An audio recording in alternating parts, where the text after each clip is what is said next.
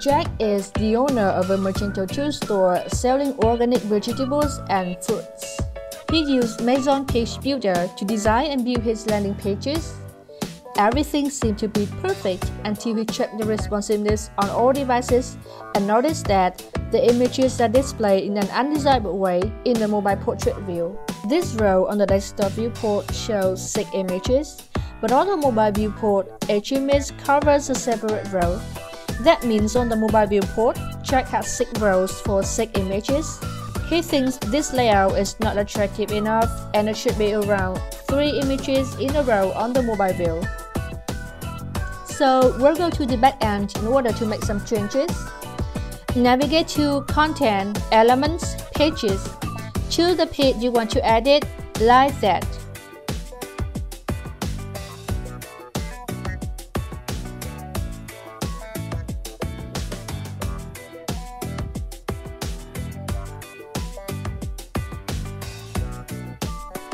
Before configuring, I'd like to explain the mechanism of responsiveness in Magezon Page Builder. Assume that a row is divided into 12 parts. We have 6 columns in this row. That means each column covers 2 parts, and that is the order of columns in the desktop viewport.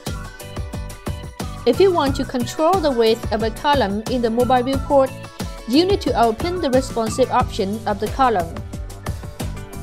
Then scroll down to Responsiveness. Because Jack wants to display 3 columns in a row in the mobile portrait, so the width of the columns in the mobile portrait will be 4. In the mobile portrait icon field, choose the width of the column as 4. Do the same with the other column and see the result using the preview functions of Page Builder. Also, you can apply this theory to design the layout of your rows in different devices. That's it. Hope you liked the tutorial. Follow us on Twitter and YouTube to avoid missing any useful information. Bye for now.